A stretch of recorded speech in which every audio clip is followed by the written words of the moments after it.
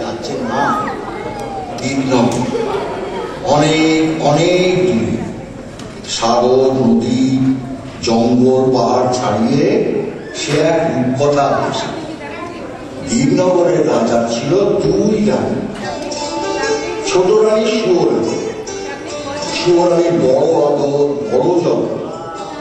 সুবরানী 7 মহল বাড়িতে থাকে, 700 দাসী তার সেবা করে, পা ধোয়ায়, আলতা পরায়, চুল বাঁধে।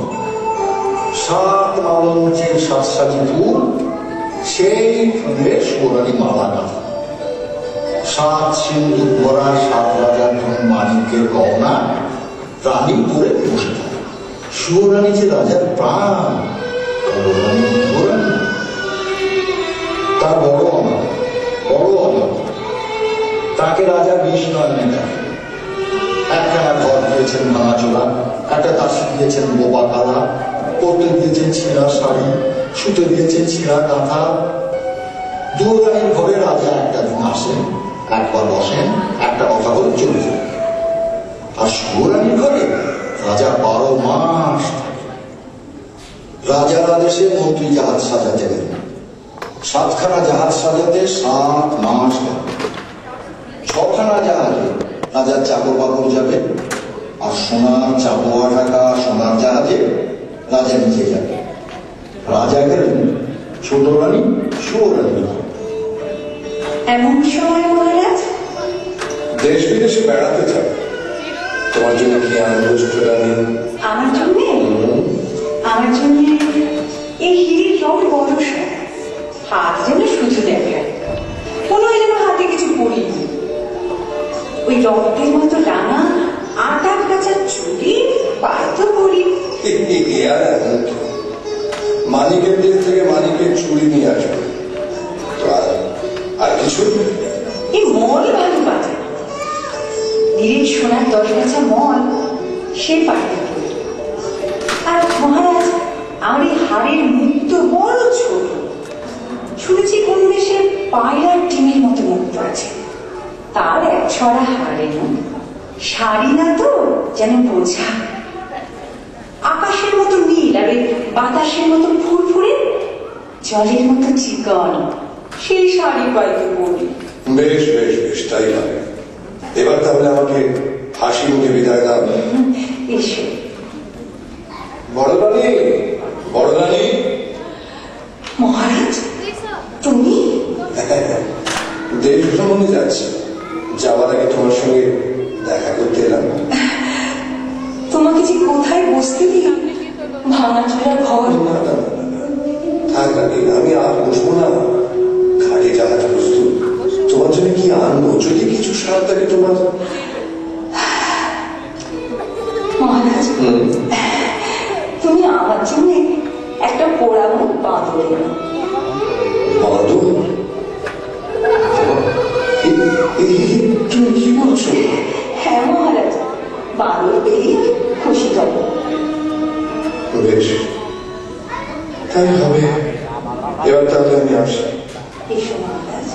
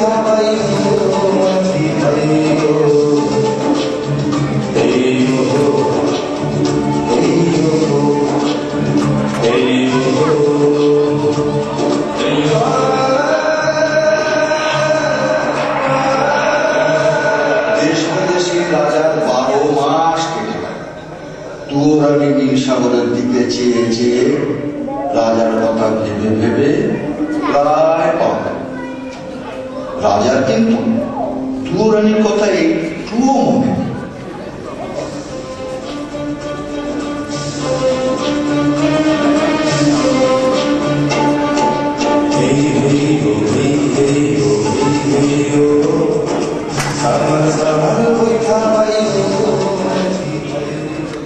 মন্ত্রীমশাই, বলুন মহারাজ। মন্ত্রীমশাই বড় ভুল হয়ে গেছে। কি ভুল মহারাজ? বড় রানী শাড়ি গয়না কিছুটি চায়নি, শুধু একটা ছোট্ট বাঁদর চেয়েছিল। বাঁদর আনা হয়নি।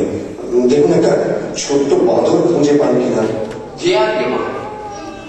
ছোট রানী, ছোট রানী, ছোট রানী দেখো, তোমার শাড়ির গহনা শখের শাড়ি নিয়ে এসেছি। এই না, বাহ, কি সুন্দর। মহারাজ, মহারাজের সব আমার। সব তোমার। তোমাকে ছাড়া কাকে দেব?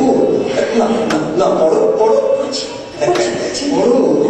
ছোট রানী দু হাতে আটগাছার চুড়ি পরলেন, মানিকের চুড়ি রানীর হাতে ঠেলে হলো, হাতের চুড়ি কাঁধে উঠল।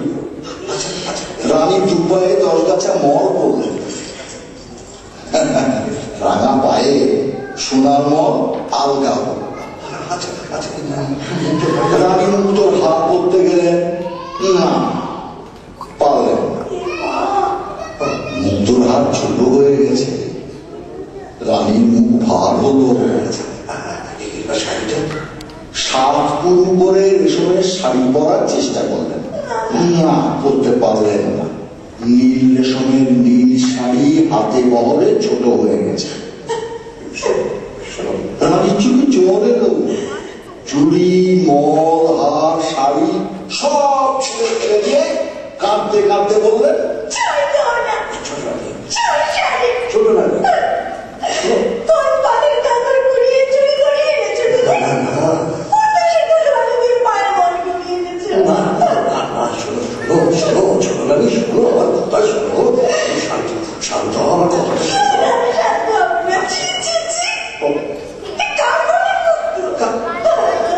কি কার গলা না? কোনটা ছোট শাড়ি? আমার দেখলে ঘৃণা হয়, আমার পড়তে লজ্জা করে। না, না, রইল তোমার শাড়ি গয়না। আমি চাই না, চাই না, চাই না।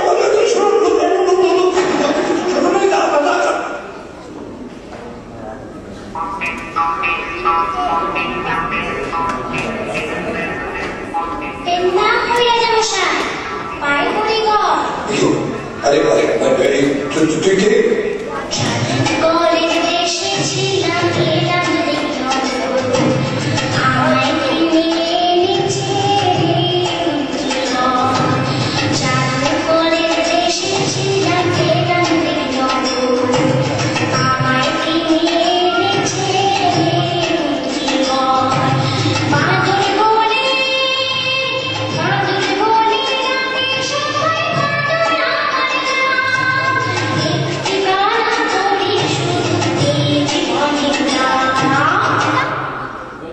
এত দূর দেশ থেকে ছোট রানীর জন্য চুড়ি হার রেশমের শাড়ি নিয়ে এলাম, অথচ অথচ সব ছোট হয়ে গেল, গায়ে হলো না, পরতে পারলো না শাড়ি।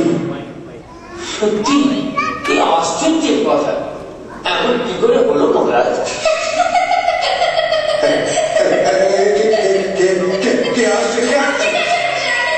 হ্যাঁ, তুই হাসছিস যে বড়। একটা কথা বলবো রাজামশাই? আবার কি বলবি? এসব শাড়ি গয়না রাজভান্ডারে তুলে রাখুন, যাকে বউ করে ঘরে আনবেন তাকে পড়তে দেবেন। বউ মানে ছেলে বউ?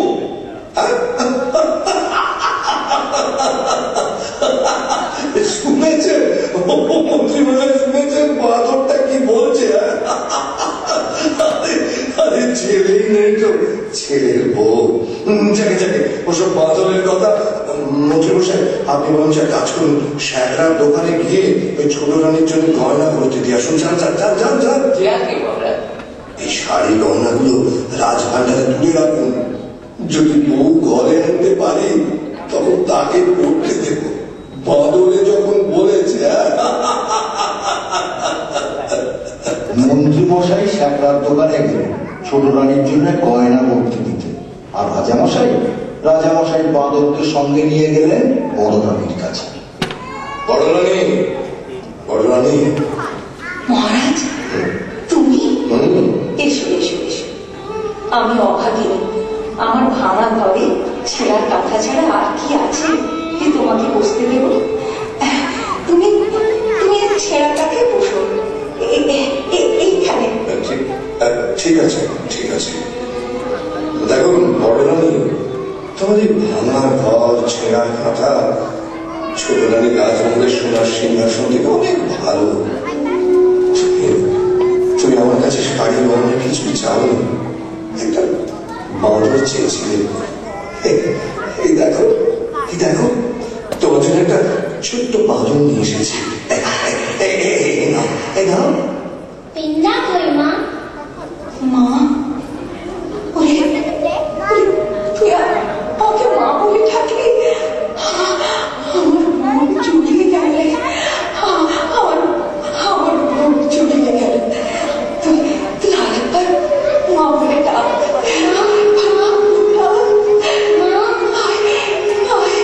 আমার কাছে, আমার বলে আমার কাছে, আমার বলে আমি খুশি হয়েছি মহারাজ, খুব খুশি হয়েছি। তুমি একদিনে আমাকে একটা সাথী এনে দিয়েছ, সে আমাকে মা বলে ডেকেছে। আমার বুক জুড়িয়ে গেল।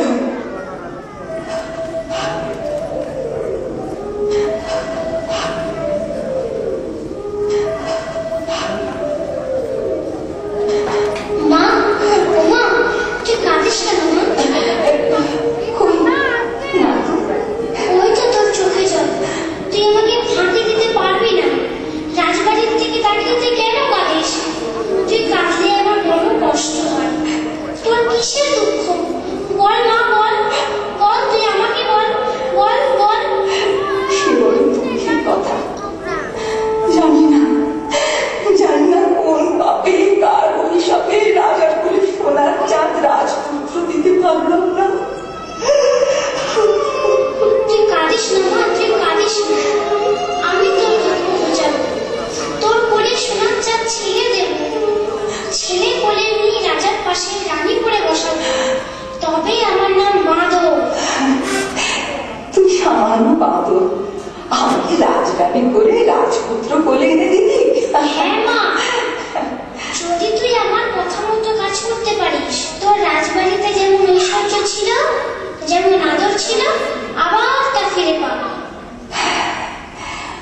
অনেক রাত হয়েছে, ঘুমিয়ে পড় বাছা। আমার কথাটা শুনলে আমি ঘুমবো। ওই দেখ, পশ্চিমের আকাশে মেঘ জমেছে, বৃষ্টি এলো বলে। আর বাছা, তুই আমার বুকের মধ্যে মাথা রেখে ঘুমিয়ে পড়। আর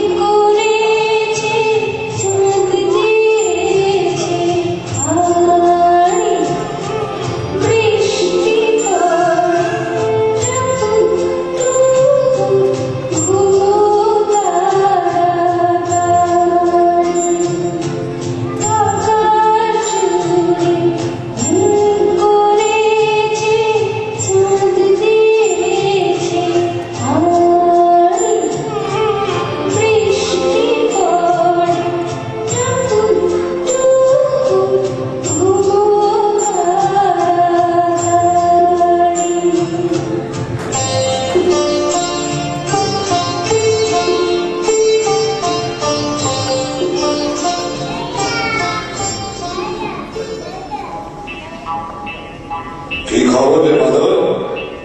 ভয়ে বলবো না নির্ভয় বলবো? তুই নির্ভয় বল।